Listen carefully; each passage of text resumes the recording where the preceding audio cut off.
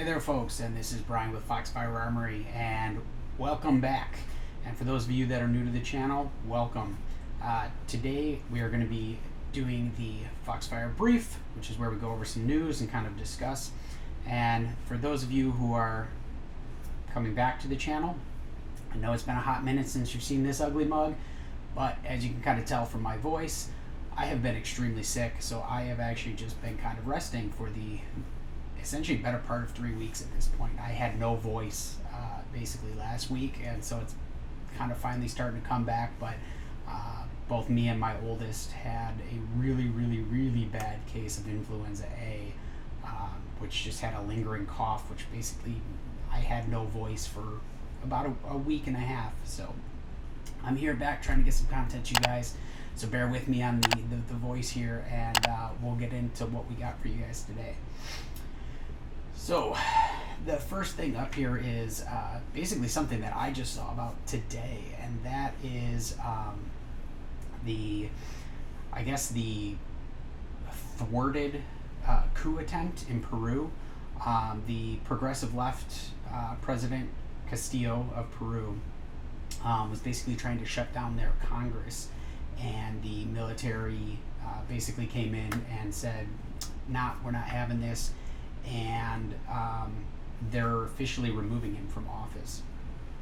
So that's just something to keep an eye on. Obviously, we've got a lot of things going on in the world right now, and there's just a lot of things going on, and this is just another one of those things to keep your eye on, because between everything happening here in the United States, things overseas with Ukraine and Russia, it all plays into each other. So like I said, I just bring this one up because obviously this is kind of a big news story right now, that a coup attempt in Peru was basically thwarted, and so yeah, just another story to keep an eye on. Again, we talk about it fairly frequently here, and that is the Putin, Russia, Ukraine stuff, right? And not only are we hearing that the fighting is going to continue, right, which the article here, and as always, I'll leave a link down in the description below for you guys for all these. He's saying the fighting is going to continue. He's also saying that the threat of nuclear strikes is higher than it's ever been.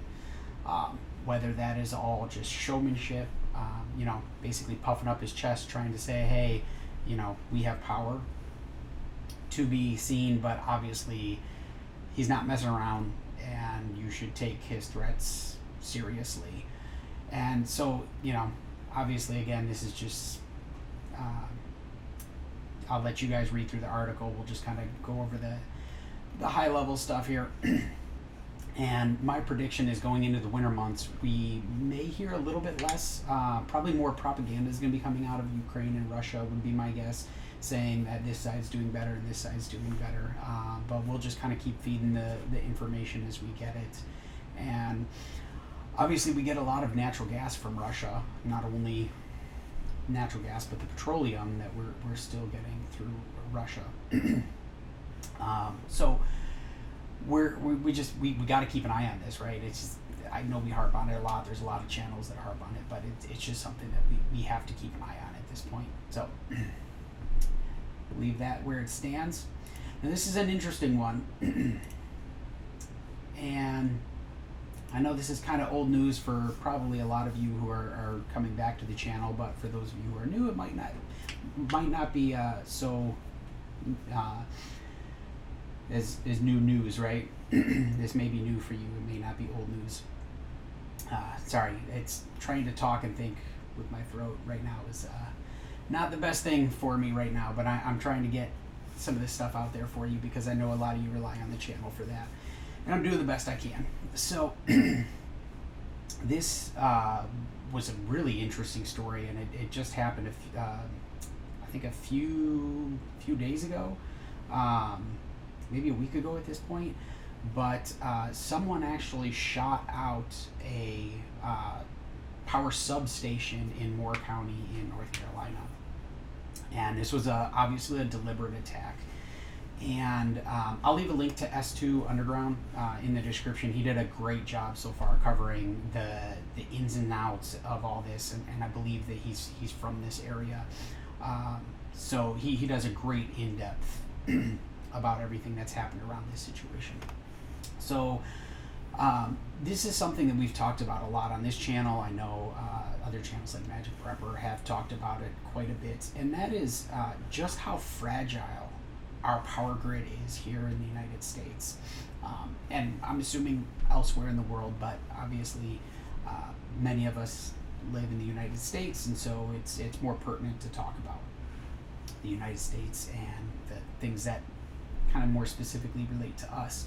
But this is just a prime example, and I believe, which like I said, I'm going to leave the articles up for you guys, but I believe that it was a 30-06, so essentially a hunting cartridge, that was used to take out a transformer, which then exploded.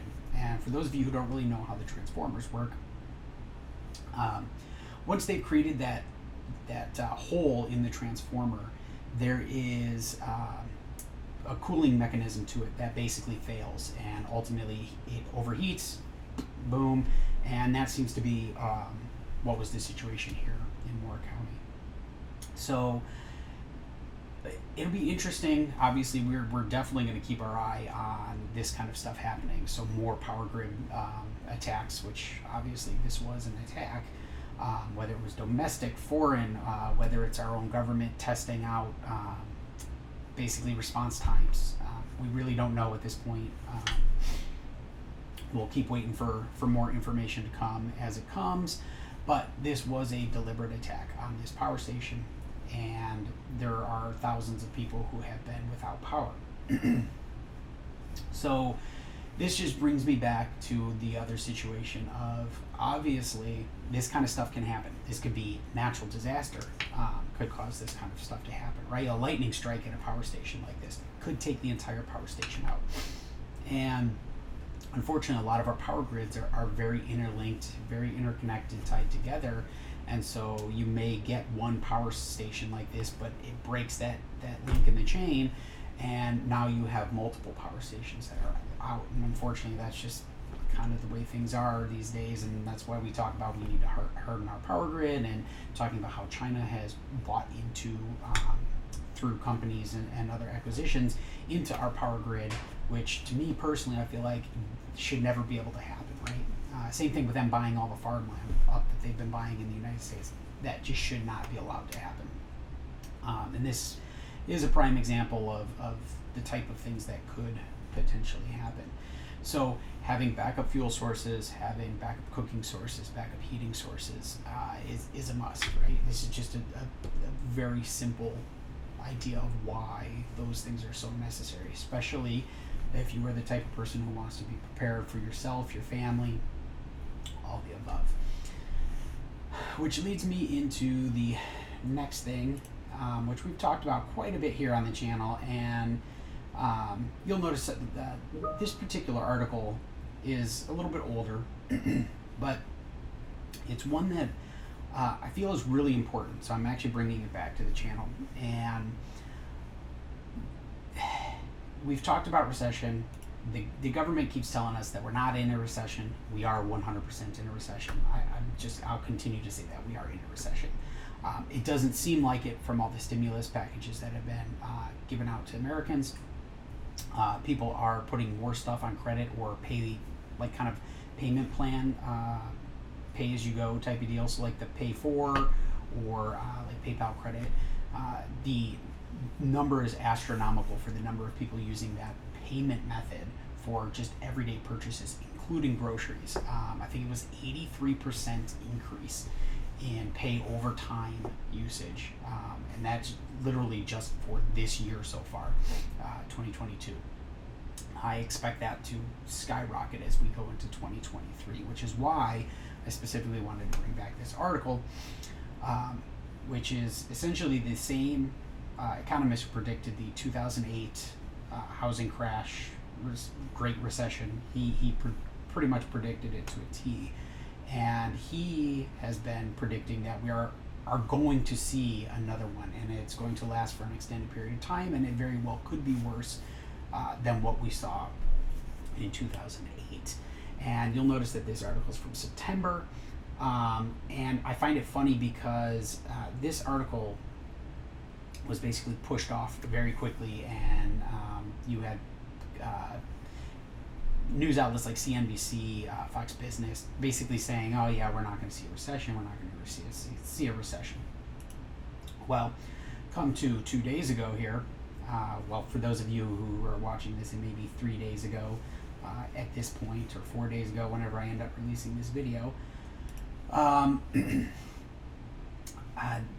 the CEO of Bank of America, which, I mean, I don't trust these guys as far as I can throw them, but him and CEO of JP Morgan Chase and quite a few other banks here in the United States are predicting that we will actually have a fairly significant recession moving into 2023.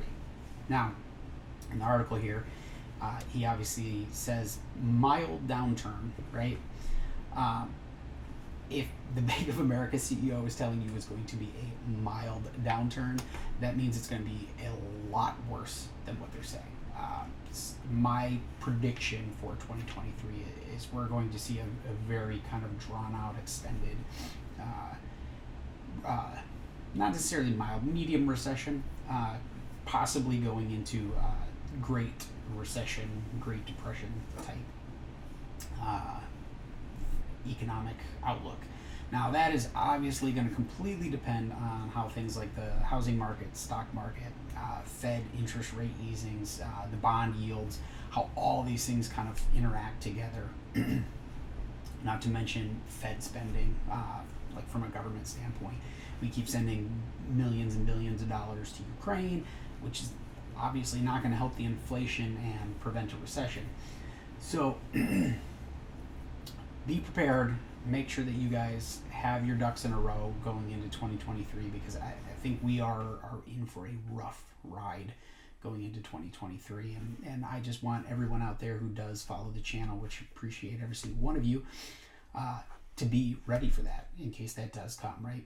Now, if it doesn't come to fruition, that's great, right? You're just one step ahead of everybody else at that point. So the last thing I'm going to leave you guys with, and this is actually now something that I've multiple occasions run into personally here. And so the shortages are not getting better. They're shifting around, and you may see one sector get slightly better, another sector get worse. And so right now we're still seeing the amoxicillin shortage. There's now a lettuce shortage. And that may be certain areas, but I know my area has gotten hit with it. A lot of the fast food restaurants are no longer serving lettuce on their products, specifically because of a nationwide lettuce shortage. And with the amoxicillin, the other one that I actually just found out about is codeine products. There's a lot of pharmacies that are not filling them because they are essentially on back order. The local Walgreens here by me said 3 months. So it's a 3-month back order for codeine products. So for me, who's coughing for essentially 3 weeks straight and violently at times, a codeine cough syrup would have been phenomenal. Couldn't find anywhere to fill it. So unfortunately, I had to suffer through over-the-counter products, which don't really work in this case. And it just brings me back to what we got sitting over here on the shelf. Obviously, and that's the Jase case. And so that's always linked in the description below. They're an affiliate, and I really can't recommend them highly enough. I know for a lot of you out there, the cost of the Jase case is going to be, a little bit more than what you want to spend. But just remember, that does get you quite a bit of antibiotics to have on hand just in case your local pharmacy does run out, right? They can't fill a prescription. Or in my case, the codeine cough syrup, I had checked 16 different pharmacies within a 20-mile radius, and none of them could fill the prescription. So there's that. That's really all I got for you guys today. And as always, this is Brian with Foxfire Armory. And if you guys like the content, please like, share, subscribe. It's the only way to get the content out there to everybody else, especially with all the shenanigans that YouTube loves to pull with prepping and self-reliant channels. So again, that's all I got for you guys. Till next time.